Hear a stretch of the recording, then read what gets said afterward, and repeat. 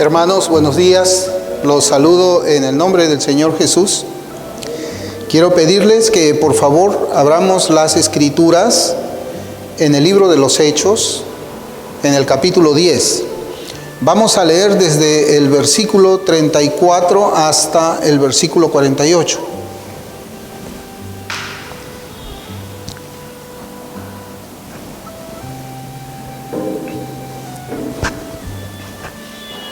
La palabra del Señor dice: Entonces Pedro, abriendo la boca, dijo: En verdad comprendo que Dios no hace acepción de personas, sino que en toda nación se agrada del que le teme y hace justicia. Dios envió mensaje a los hijos de Israel, anunciando el evangelio de la paz por medio de Jesucristo. Este es Señor de todos.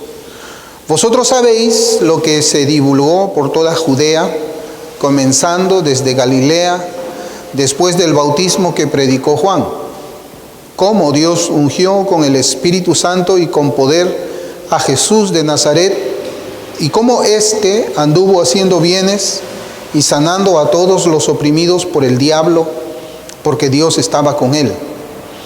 Y nosotros somos testigos de todas las cosas que Jesús hizo en la tierra de Judea y en Jerusalén, a quien mataron colgándole en un madero. A este levantó Dios al tercer día e hizo que se manifestase, no a todo el pueblo, sino a los testigos que Dios había ordenado de antemano, a nosotros que comimos y bebimos con Él después que resucitó de los muertos. Y nos mandó que predicásemos al pueblo y testificásemos que Él es el que Dios ha puesto por juez de vivos y muertos. De este dan testimonio todos los profetas, que todos los que en Él creyeren recibirán perdón de pecados por su nombre. Mientras aún hablaba Pedro estas palabras, el Espíritu Santo cayó sobre todos los que oían el discurso. Y los fieles de la circuncisión que habían venido con Pedro se quedaron atónitos de que también sobre los gentiles se derramase el don del Espíritu Santo, porque los oían que hablaban en lenguas y que magnificaban a Dios. Entonces respondió Pedro: ¿Puede acaso alguno impedir el agua para que no sean bautizados estos que han recibido el Espíritu Santo también como nosotros? Y mandó bautizarles en el nombre del Señor Jesús. Entonces le rogaron que se quedase por algunos días. Amén. El Señor bendiga su palabra. Y en esta oportunidad estamos en un pasaje muy hermoso de las Sagradas Escrituras. Y vamos a llamar a este estudio que estamos haciendo nosotros del libro de los Hechos: Dios no hace distinciones. Dios no hace distinciones. Y estos versículos que acabamos de leer nos enseñan una nueva predicación que el apóstol Pedro estaba haciendo del Evangelio. Pero ahora el sermón es dirigido por primera vez a una audiencia gentil. Pedro había predicado unos sermones antes a judíos, allá en donde él estaba, en Jerusalén. Él había predicado el Evangelio a sus compatriotas, a sus hermanos en la carne. Pedro había hecho esto. Y ahora nosotros nos encontramos en el contexto que va a predicar el Evangelio a los gentiles, aquellos que no pertenecían al pueblo de Israel, aquellos que no eran judíos, aquellos que estaban sin Dios por el mundo, aquellos que nunca se habían sujetado a la ley moral de Dios, a aquellos que pues no conocían del Señor ni nada de eso. Los dos primeros versículos que hemos leído esta mañana dicen de esta manera: Entonces Pedro, abriendo la boca, dijo: En verdad comprendo que Dios no hace acepción de personas, sino que en toda nación se agrada del que le teme y hace justicia. Dios no hace acepción de personas. Y esta expresión debe ser interpretada como una que declara y establece también que en Dios no existe una parcialidad judicial, es decir, una parcialidad de Él como juez, en un sentido de que Él está a favor de un grupo y está en contra de otro grupo, o que Dios tiene el deseo de socorrer a quienes pertenecen a un partido, pero está dispuesto a abandonar a los que no pertenecen a ese partido, o que Dios pueda tener preferencias sobre cierta clase de raza y no sobre otra. Dios no hace acepción de personas. Y estos pasajes que hemos leído, o estas palabras que hemos leído en este pasaje, se repite a lo largo de las Sagradas Escrituras, tanto en el Antiguo Testamento como en el Nuevo.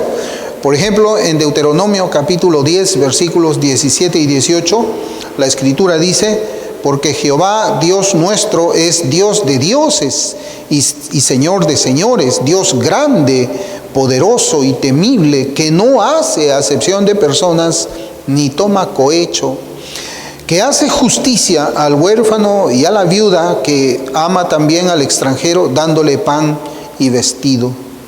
En Segunda de Crónicas también encontramos un pasaje que habla igual. En el capítulo 19, versículo 7, dice: sea pues con vosotros el temor de Jehová. Mirad lo que hacéis, porque con Jehová nuestro Dios no hay injusticia, ni acepción de personas, ni admisión de cohecho. Y en el Nuevo Testamento hay otro pasaje también que dice: y si invocáis, en Primera de Pedro capítulo 1, versículo 17, dice la Escritura: y si invocáis por Padre a aquel que sin acepción de personas juzga según la obra de cada uno, conducíos en temor todo el tiempo de vuestra peregrinación. Es decir, hermanos, lo que nos está diciendo Pedro en el libro de los Hechos, que hemos leído en los versículos 34 y 35, y lo que se repite también en otros pasajes de la Escritura, como hemos leído en dos pasajes del Antiguo Testamento y uno del Nuevo, es que Dios no hace distinción de personas sobre la base de las condiciones externas de los seres humanos, como por ejemplo el país de origen. Dios no hace distinciones sobre la base del país en el que el ser humano pertenece, o si es judío, o si es gentil, o si es varón, o si es mujer, o si es un letrado, o si es un analfabeto, si es rico, o si es pobre, etc. Dios no hace acepción de personas en ese sentido. Y aquí estamos hablando nosotros de lo que es la justificación también. Por eso cuando leemos nosotros en los pasajes de la Escritura, cuando dice que Dios no hace diferencia, hablando ya de hermanos en la fe, está hablando de la justificación, está hablando de la salvación primeramente. Por eso es que en el Nuevo Testamento también, en el Evangelio según San Juan, en el capítulo 6, versículo 37, la Escritura dice: todo lo que el Padre me da, vendrá a mí, y al que a mí viene, no le echo fuera. Es evidente que aquí está hablando de una respuesta al mensaje del Evangelio. Todo aquel que va al Señor en arrepentimiento y fe, el Señor no lo echa fuera. Todo aquel que va con un corazón dispuesto, dolido por causa del pecado, buscando la salvación sincera del Señor, el Señor no lo echa fuera. ¿Por qué? Porque el Señor, Dios, no hace acepción de personas. ¿Qué cosa requiere Dios para que un pecador venga a Cristo? ¿Qué requiere Dios para que un pecador venga a Cristo? Y es preciso que recordemos, antes de responder esta pregunta, que el centurión Cornelio, antes de que llegue Pedro, ya había sido salvado por la gracia de Cristo. Desde el momento que él recibe la visión, él ya había sido salvado por el Señor. Eso ya lo hemos dicho en los estudios anteriores.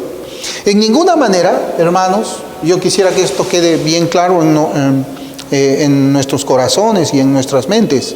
En ninguna manera podemos pensar nosotros que las buenas obras fueron la causa para que Dios lo moviera para mandar a enviar a Pedro, porque la Escritura nos describe a Cornelio en el versículo 2 del capítulo 10 de Hechos, que él era, hay cuatro características del carácter de Cornelio, el centurión.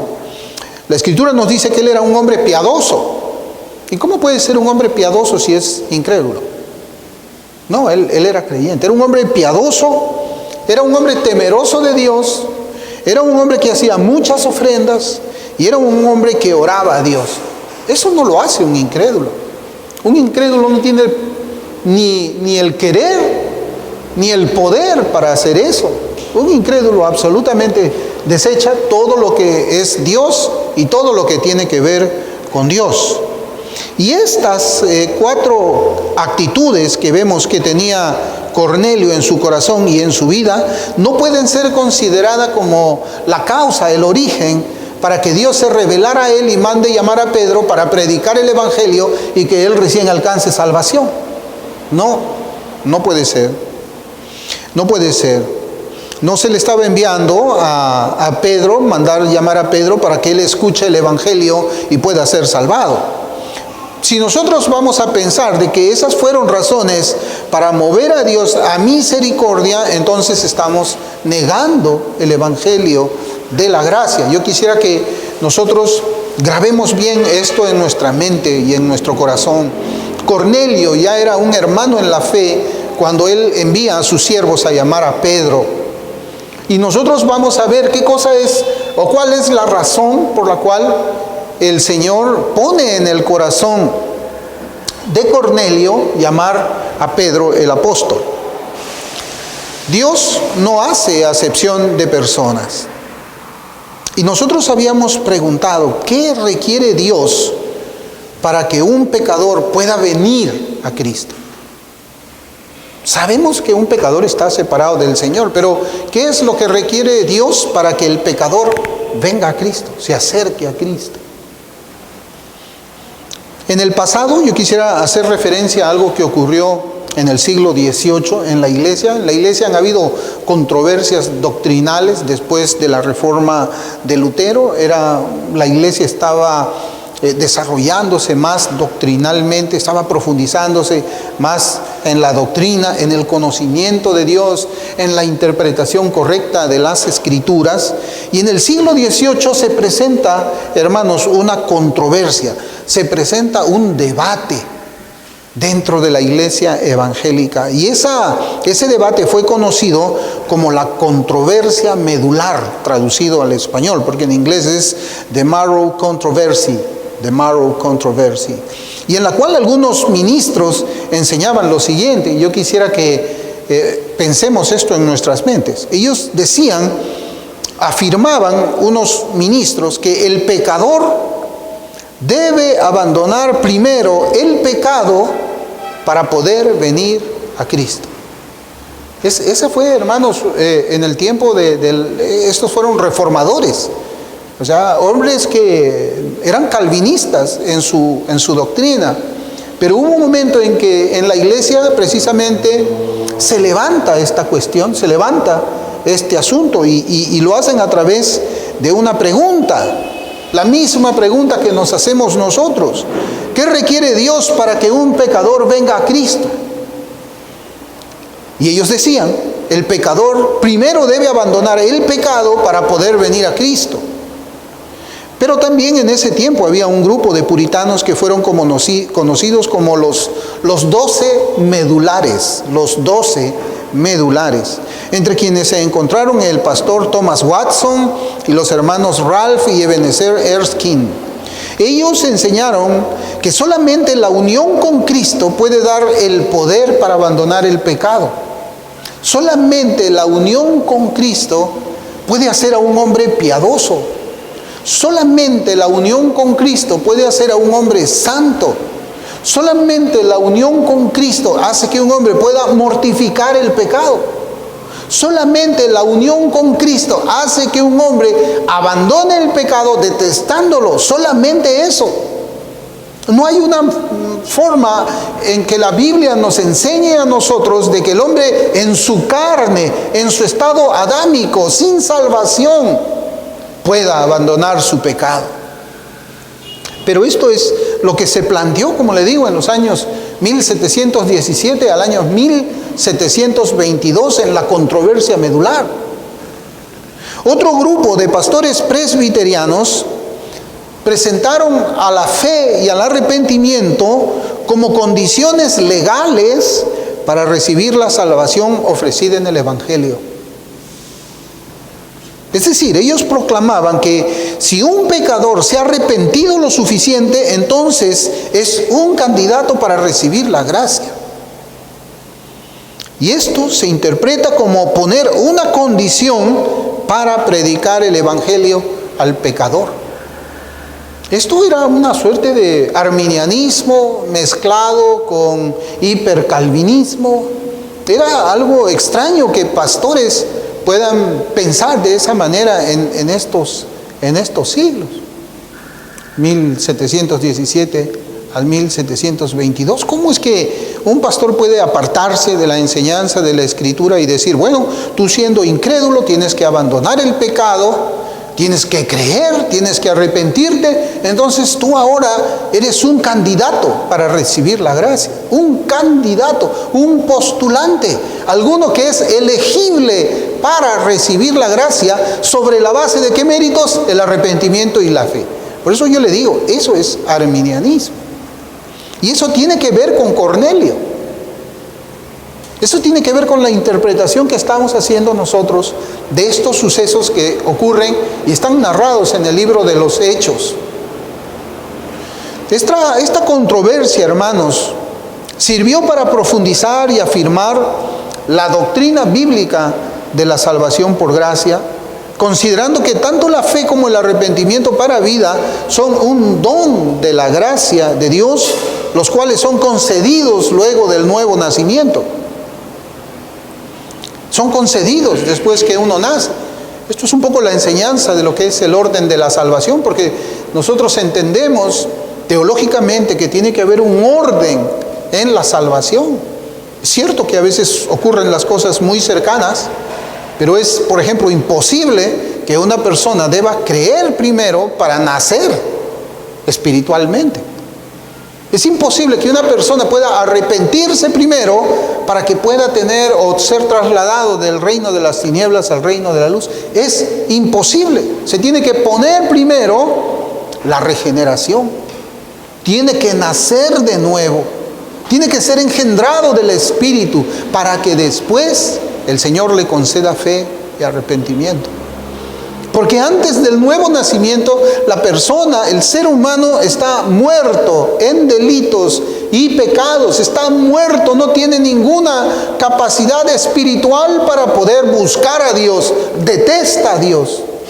No tiene ninguna capacidad espiritual para arrepentirse y creer, porque eso es un don de Dios. El hombre no produce su propia fe, ni produce su propio arrepentimiento, sino más bien esos son dones que Dios otorga a los que le pertenecen.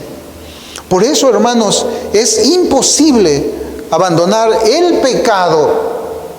Es imposible vivir una vida piadosa si antes el Espíritu Santo no ha hecho su obra en el pecador. Ahora, es cierto, hermanos, que nosotros podemos ver con nuestros ojos que hay mujeres, hay hombres que aparentemente tienen una vida moral buena, una vida moral que imita lo que Dios dice en su palabra. Pero no necesariamente la moralidad es la expresión de haber sido salvado. El cristianismo no es moralidad. El cristianismo no es oraciones externas. El cristianismo es la transformación interna, una transformación profunda. Es el inicio de una vida que comienza en el corazón de un ser humano. Por eso es que yo les digo, algunas personas pueden tener un carácter moral aceptable dentro de la sociedad, pueden tener un carácter moral aceptado dentro de la iglesia, pero sin ser necesariamente regenerados. Y por otro lado también entendemos que la Escritura nos enseña a nosotros de que todo creyente, todo aquel que ha nacido de Dios, tiene una vida aceptable delante de Dios y delante de los hombres, de acuerdo a lo que la Escritura enseña. El arrepentimiento y la fe, pues, no son condiciones en el pecador para que se le predique el evangelio de la gracia, sino que ellas son la consecuencia de la gracia de Dios en el pecador. Por eso yo les decía que esta teoría es como una mezcla, hermanos, entre arminianismo, pero también hipercalvinismo. Porque nosotros acá podemos observar qué cosa. Podemos observar de que el evangelio de la gracia va a ser predicado a ¿quiénes? A hombres que están mostrando de alguna manera, de alguna forma, que se están arrepintiendo. Entonces, ¿cuál era el pensamiento allí? Yo veo que fulano de tal está mostrando suficiente arrepentimiento, entonces debe ser un escogido y a ese hay que predicarle el evangelio. Yo veo que tal persona, tal mujer está presentando fe, tiene síntomas de que tiene fe en el Señor, entonces debo de ir a ella y predicarle el evangelio.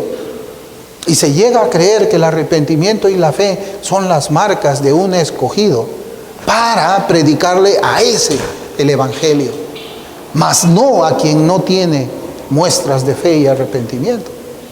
Pero hermanos, ¿y cómo podemos hacer nosotros la distinción entre la tristeza que es según el mundo y la tristeza que es según Dios? ¿Cuántas veces hemos visto a hombres llorando cuando nosotros hablamos acerca del Señor? ¿Cuántas veces hemos visto hombres que están compungidos, están afligidos cuando escuchan un sermón hasta las lágrimas, preocupados de su propia salvación y terminan en el mundo? ¿Cuántas veces? ¿Cuántas veces hemos visto hombres que se afligen igual que David porque el mundo no guarda la ley del Señor, porque el mundo desprecia adorar a Cristo como Señor y Salvador? Una ira que aparentemente es santa, pero después ¿cómo los vemos? ¿Dónde están? ¿Dónde termina? Hermanos, el arrepentimiento y la fe no son condiciones para que una persona sea apta o candidato para escuchar el evangelio. Un pecador no puede abandonar su pecado si está separado de Cristo. Eso es lo que la Escritura nos enseña. Un pecador no puede abandonar su pecado si es que él está separado de Cristo. Él debe estar unido al Señor para abandonar el pecado de todo corazón. Esa es la diferencia que nosotros debemos hacer, ¿no? Entonces, viendo todo esto, llegamos pues a la conclusión de que Cornelio no era un candidato para ser salvo. Las obras que la Escritura nos enseñan de Cornelio no lo hacían parecer como un escogido de Dios a quien tenemos que predicarle el evangelio para completar la salvación de él. No. Cornelio era un hombre piadoso porque la gracia de Cristo había llegado a su vida ya. Cornelio era temeroso de Dios porque la gracia de Cristo había llegado a su vida. Cornelio ofrendaba de corazón porque la gracia de Cristo había llegado a su vida. Cornelio oraba de verdad porque la gracia de Cristo había llegado a su vida. La gracia es el inicio de todo aquello que el hombre necesita para su vida. Entonces, ¿por qué Pedro tenía que predicarles a él sobre la persona de Cristo? Eso es lo que nosotros comenzamos a ver ya en nuestro pasaje, desde el versículo 34 hasta el versículo 48 de Hechos 10. ¿Por qué? ¿Por qué es que Pedro tenía que ir a predicarles? Bueno, acá hay muchas razones teológicas, ¿no? Los apóstoles, como vimos nosotros en el capítulo 8 de Hechos, donde también los apóstoles fueron requeridos que vayan a Samaria, donde había predicado Felipe el evangelio, para que impusiesen las manos y reciban el Espíritu Santo. Esa fue una etapa en la iglesia que evidentemente ya no es así en nuestros días. Es una etapa en la iglesia que se terminó cuando los apóstoles pasaron a la presencia del Señor. Y aquí nosotros encontramos también de que para autenticar la autoridad de los apóstoles, ellos tenían que ir donde los creyentes de diversas iglesias para que esos creyentes puedan ver que la mano de Dios estaba con ellos, que ellos realmente eran los mensajeros del Señor, Dios Todopoderoso. Esa era la razón primera. Pero también había una razón secundaria para que Pedro vaya y hable lo que nosotros hemos leído aquí en este pasaje. Y la encontramos en la segunda epístola de Pedro, en el capítulo 3, versículos 17 y 18 que paso a leer. Así que vosotros, oh amados, sabiéndolo de antemano, guardaos, no sea que arrastrados por el error de los inicuos, caigáis de vuestra firmeza. Antes bien, creced en la gracia y el conocimiento de nuestro Señor y Salvador Jesucristo. A Él sea gloria ahora y hasta el día de la eternidad. Amén. Bueno, yo creo que este versículo ya nos dice cuál es la razón para que los apóstoles vayan y comiencen a predicar a aquellos hermanos nuevos en la fe. Por ejemplo, Matthew Henry hace el siguiente comentario de este versículo que hemos leído de Segunda de Pedro. Él dice: para evitar ser descarriados, debemos tratar de crecer en toda gracia, en fe, en virtud y en conocimiento. Esforzaos por conocer más clara y plenamente a Cristo, conocerle para ser más como Él y amarle más. Este es el conocimiento de Cristo, tras el cual iba el apóstol Pablo, deseando obtenerlo, y los que saborean este efecto del conocimiento del Señor y Salvador Jesucristo darán gracias luego de recibir tal gracia, y le alabarán y se unirán para darle la gloria ahora, con la plena seguridad de hacer lo mismo en el más allá para siempre. Era preciso que Pedro vaya y les dé conocimiento a estos hermanos en la fe. Era necesario. ¿Para qué? Para que no sean movidos por cualquier viento de doctrina. En los días de los apóstoles había mucho peligro de la falsa doctrina. Lo leemos en todas las epístolas del Nuevo Testamento, y nuestros días no son diferentes. En nuestros días también existe, hermanos, mucho peligro de un error doctrinal. Nosotros vemos que la llamada iglesia evangélica es una que ya no tiene poder, es una que no tiene piedad, es una que no tiene una santidad distintiva de vida. Como yo ya he dicho antes, estamos viviendo días donde si una persona no dice yo soy cristiano, nadie se da cuenta. Nadie se da cuenta. Nadie diferencia quién es quién si es que no se dice yo soy cristiano. Porque la conducta de aquellos que profesan la fe cristiana es igual a la conducta de aquellos que viven sin Dios por el mundo. No solamente en sus palabras, sino que también en sus hechos, en sus vicios. También un cristiano es empujado por doctrinas falsas a vivir igual que el mundo, a tener los vicios que el mundo tiene. Ya no existe una diferencia entre quién es un creyente y quién es un incrédulo. Porque no hay un conocimiento verdadero de la Sagrada Escritura. Por eso yo les digo, los días del apóstol Pedro son tan peligrosos como nuestros días. Es necesario dar un conocimiento verdadero del Evangelio de Cristo. Es necesario predicar las demandas del Evangelio sin ambigüedad. El que predica con ambigüedad es un siervo del diablo. Es un siervo del diablo. Y el diablo aprovecha ese mensaje para conducir a muchos que están dentro de la llamada iglesia a la condenación eterna. Esa es la razón por la cual el apóstol tenía que ir y hablarles del Señor Jesucristo. Esa era la razón por la cual Pablo también le decía a Bernabé: volvamos a visitar a los hermanos para ver cómo es que andan las iglesias. Hermanos, la iglesia está en peligro ahora, como siempre ha estado. Pero también nuestro consuelo es que la palabra del Señor dice que las puertas del Hades no prevalecerán contra ella. Es decir, en una iglesia verdadera, genuina, realmente convertida, el Señor va a hacer la obra protegiéndola por medio de sus ministros, por medio de sus hijos, de las doctrinas erradas. El Señor pone un mismo querer, un mismo pensamiento en cuanto a esos asuntos de doctrina y práctica.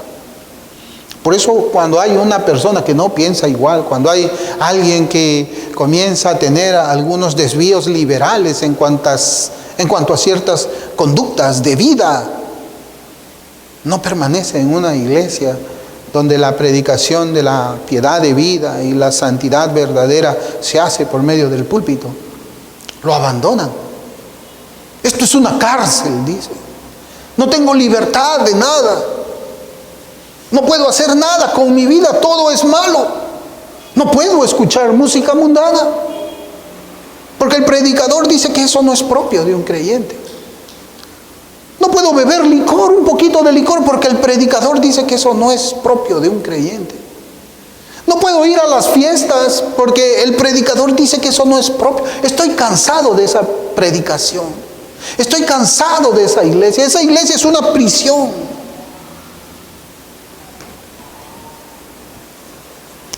Volviendo a nuestro pasaje, hermanos, cuando Pedro dice en el versículo 34, yo sé que hemos leído más versículos, pero también creo que es importante que nosotros hagamos un hincapié o resaltemos en nuestras mentes y en nuestros corazones estas palabras con las que Pedro va a iniciar su sermón. Él dice: en verdad comprendo que Dios no hace acepción de personas. Y al parecer el apóstol Pedro nunca se le había pasado por su mente que Dios, que Cristo iba a tener pueblo aún de los gentiles. Él no creía eso, nunca. Él creía que la expiación que Cristo hizo en la cruz era para beneficio del pueblo judío nada más. Por eso es que el Señor comienza a tratar con Pedro de una manera bastante interesante. Comienza a darle una visión con un mantel, ¿no? Donde estaban pues muchos animales. Le dice: mata y come. Pues ahí ya comienza, como hemos visto, una interpretación primaria donde le estaba diciendo: la ley civil en cuanto a los alimentos queda anulada, queda abolida. No es de aplicación más, porque este pueblo va a desaparecer. Fue dado para el pueblo israelita y desapareció con el pueblo israelita. Y luego el Señor comienza por medio de una visión. De esa misma visión le dice: van a venir a buscarte. Pedro anda con ellos y Pedro llega a una casa que es de gentiles. Era un lugar donde un judío tenía prohibido entrar. Eran personas que un judío tenía prohibido tener comunión con ellos. Y él dice: en verdad comprendo que Dios no hace acepción de personas, sino que en toda nación se agrada del que le teme y hace justicia. Ese versículo del capítulo 10, versículo 34, en la versión Reina Valera 60 dice: Dios no hace acepción de personas. La versión Biblia al Día dice: Dios no tiene favoritismos. La versión Castellana dice: Dios no discrimina a las personas. La Biblia latinoamericana dice: Dios no hace diferencia entre las personas. La Nueva Biblia Española dice: Dios no hace distinciones. Dios no hace distinciones.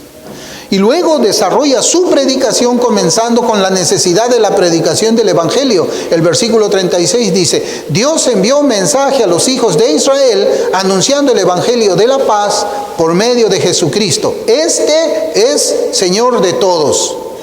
Y luego viene su sermón hablando de la persona y los hechos de Jesucristo. Y luego para terminar el sermón, hablando ya del poder del Evangelio, en el versículo 43, cuando dice: de este, o sea, Cristo, dan testimonio todos los profetas. Mire cómo dice: que todos los que en él creyeren recibirán perdón de pecados por su nombre. No son obras. Acá Pedro está diciendo: Cornelio, tú has sido salvado no porque tienes buenas obras. Tú no eres salvado porque eres un moralista. Tú no has sido salvado porque no se te ha visto en pecados escandalosos. No. Acá le dice que todos los que en Él creyeren recibirán perdón de pecados por su nombre. Perdón de pecados por su nombre. Y en medio pues de estos versículos encontramos que Pedro relata los hechos de los cuales él mismo fue testigo de primera mano. Él se pone como el testigo de todas las cosas que él está narrándole a Cornelio y a los otros oyentes. Y nosotros somos testigos de todas las cosas que Jesús hizo en la tierra, versículo 39. Sino a los testigos que Dios había ordenado de antemano, versículo 41. Pero saben, hermanos, el testimonio de Cristo no fue para vanidad, no fue para envanecerse. El haber sido testigo de toda la vida, todos los hechos, todas las obras del Señor Jesús, no fue para envanecerse, para enorgullecerse. Pedro no le estaba diciendo a Cornelio: ves, Cornelio, yo he sido testigo, tú no has sido testigo. Yo te puedo hablar de Cristo porque yo lo he visto, pero tú no lo has visto. No. Cornelio también era testigo del Señor, sin haberle visto. Nosotros también somos testigos de Cristo sin haberle visto con nuestros ojos carnales, pero lo vimos cuando vino a buscarnos, cuando estábamos perdidos, y Él se acercó a nosotros para cargarnos en su hombro y llevarnos a su redil. Ahí lo vimos nosotros, con los ojos de la fe. Y el ver a Cristo, hermanos, no es algo que deba llevarnos al orgullo. El ver a Cristo, el haber visto a Cristo, no nos debe llevar a la vanidad. Acá nos aclara para qué cosas somos testigos. El versículo 42 dice: y nos mandó que predicásemos al pueblo y testificásemos que Él es el que Dios ha puesto por juez de vivos y muertos. El problema del ser humano es su naturaleza pecaminosa. Ese es el problema del ser humano. Ese es un problema bien grande en el ser humano. Ese es el problema que debe llevar a la desesperación a cualquiera.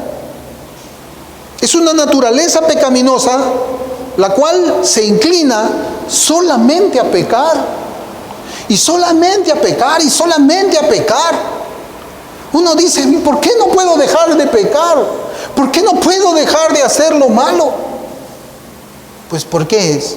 Porque la naturaleza, ese corazón, es perverso. Hermanos, y la perversidad no solamente se manifiesta cuando uno bebe licor en la calle, en una cantina, o cuando la perversidad no es cuando uno está drogándose afuera. Eso no es la perversidad. Porque uno puede estar teniendo una vida moralmente aceptable, pero aún y todo ser pecador en su corazón, ser mentiroso en su corazón, ser cínico en su corazón, ser un hipócrita en su corazón. Es cierto, no bebe, no adultera, no fornica, no hace muchas cosas, pero su corazón todavía es una canasta, es un nido lleno de serpientes. Solo que no se ve inmediatamente. Por eso es que el problema es la naturaleza humana, porque lo lleva a transgredir las leyes, los mandamientos que Dios ha dado como regla de vida para una persona. No solamente las externas, sino las internas también. A veces se piensa, ¿no?, de que pues lo que importa o los pecados más feos para Dios son los que son escandalosos. Y el mundo piensa así. Dios perdona el pecado, pero no el escándalo, dicen algunos. ¿Cuántas veces hemos oído eso? En los noticieros sale, hermanos. Sale. Aquí hay problemas de corrupción en Perú que ha sido destapado. Hace poco yo escuché a una periodista decir: Dios perdona el pecado, pero no perdona el escándalo. ¿Y cuántos en la iglesia creen igual? No, pues yo no vivo escandalosamente. Ahora los pecados chiquitos que tengo acá, Dios lo pasa por alto. No. El problema del ser humano es su naturaleza pecaminosa. El problema es ese. El problema es también una deficiente visión de quién es Dios. Porque si entendiéramos que Dios es completamente santo, Y que Él manda al infierno a una persona por su adulterio, por ser un homicida, un asesino serial, pero también manda al mentiroso. Porque así dice la Escritura, si usted lee Apocalipsis, dice que los mentirosos heredarán el lago de fuego, irán al lago de fuego por la eternidad. No es que el asesino serial solamente va a ir allá, el mentiroso también va a ir allá. Pero si el asesino serial se arrepiente, si el asesino serial cree en Cristo verdaderamente, esa persona, aunque esté en la prisión, aunque sea condenado en una silla eléctrica, va a ir al cielo. Mas no así el mentiroso o aquel que adulteró en su corazón, pero no se arrepintió. ¿Y por qué hablar, hermanos, de esto de la naturaleza pecaminosa? Porque estamos leyendo que la Escritura dice que todos los que creyeren en Él recibirán perdón de pecados por su nombre. Hermanos, ¿y de qué sirve? Yo tengo una pregunta, ¿de qué serviría perdonar pecados cometidos hasta el día de hoy si la naturaleza pecadora lo llevará a volver a pecar mañana? ¿De qué sirve? ¿De qué serviría que Cristo hoy día perdone los pecados de alguien sin cambiarle esa naturaleza pecaminosa? ¿O cómo pensamos nosotros que es la salvación? O sea, ya, hasta hoy día el Señor me ha salvado, me ha perdonado mis pecados, pero yo dentro de un rato voy a seguir pecando igual. Me ha perdonado mis pecados, borrón y cuenta nueva. Sí, cuenta nueva, ¿para qué? ¿Para seguir pecando? No, hermanos. Eso sería como parafraseando al pastor Spurgeon, es como limpiar todos los días las telarañas, pero sin matar a la araña que la teje.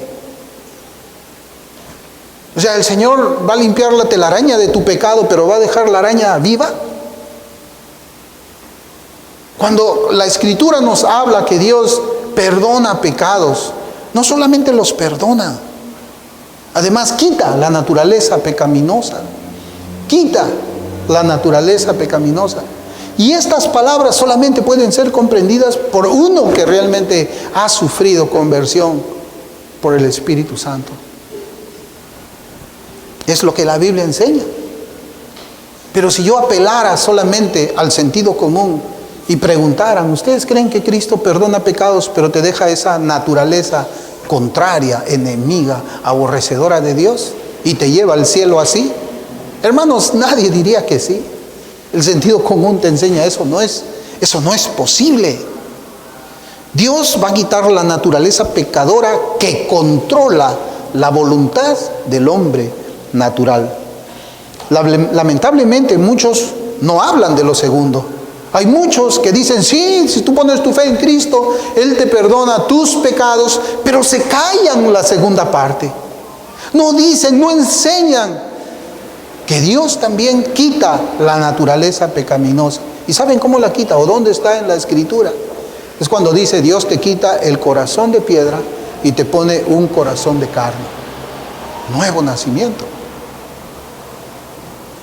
Cuando no se habla de lo segundo, cuando no se habla de esa transformación interna que remueve esa naturaleza pecaminosa inclinada al mal, lo que se hace es predicar ¿qué cosa? Moralidad externa. Moralidad externa. Mientras se permanece en corrupción interna. Moralidad externa con corrupción interna. Hermanos, creer en Cristo significa mucho más que una simple aceptación intelectual de las verdades del Evangelio. Significa mucho más. Significa un cambio de corazón que te lleva a un cambio de vida. Porque tú puedes cambiar tu vida sin que tu corazón haya sido cambiado. Eso también es, seamos honestos, eso sucede. Hay personas que cambian su vida. ¿A cuántos hemos conocido que han cambiado su vida? Han abandonado vicios, pero nunca se han acercado al Señor. Quizás el remordimiento de sus conciencias. Aún ellos pueden ver la maldad misma de su corazón, o por amor a un ser querido, las personas pueden cambiar su vida. Alguno puede decir, me duele que por causa de mi conducta mi mamá sufra, voy a cambiar. Y cambia. Abandona las drogas, abandona el alcohol, abandona promiscuidades, deja de ser un hijo que deshonra a su padre y a su madre, pero solamente porque ama a su mamá, no porque ame a Dios. El perdón de los pecados es para aquellos quienes creen en Cristo, y ese perdón es ofrecido para todos por medio de la predicación del Evangelio, y es para todos porque todos pecamos y todos estamos destituidos de la gloria de Dios. Es para todos esa invitación. Así como Dios no hace distinción en lo que hemos estado leyendo ahora, como Dios no hace distinción en la salvación cuando Él va a salvar, Él tampoco hace distinción cuando va a ofrecer el Evangelio. Porque la Escritura dice, por cuanto todos pecaron, todos están destituidos de la gloria de Dios. Entonces no es como habíamos visto en esta controversia medular, que la predicación del Evangelio solamente debe ser dada a aquellos que comienzan a dar una muestra, una señal de fe y arrepentimiento, y llegamos a creer tal vez este es un escogido y a él hay que predicar el Evangelio. No, es para todos. Esta oferta es para todas las naciones. La oferta del Evangelio, el perdón de los pecados, es para todas las razas, para todas las lenguas, para todas las clases sociales. El Evangelio lo necesitan niños, jóvenes, adultos, viejos. El Evangelio es necesario para hombres, para mujeres, porque no hay distinción, porque todos están bajo pecado. Bajo pecado.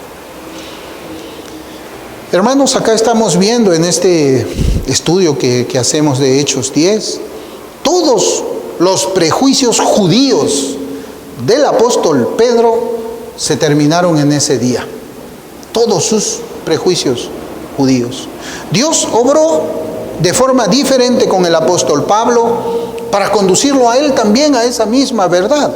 Mire cómo es que escribe Pablo en Romanos 3, 29 y 30. ¿Es Dios solamente Dios de los judíos?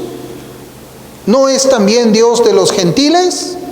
Ciertamente, también de los gentiles, porque Dios es uno y Él justificará por la fe a los de la circuncisión y por medio de la fe a los de la incircuncisión. Pedro lo dijo. En verdad comprendo que Dios no hace acepción de personas. Es lo mismo, con diferentes palabras. Hermanos, este estudio debe animarnos, porque así como en Cesarea, una tierra gentil, en Cesarea vivía Cornelio, así como en Cesarea había un escogido de Dios que fue llamado por el llamamiento del Espíritu Santo, así también aquí en Lima, en esta ciudad, hay también escogidos del Señor, esperando la predicación del Evangelio, que es poder de Dios para salvación. Que el Señor bendiga este estudio. Vamos a orar.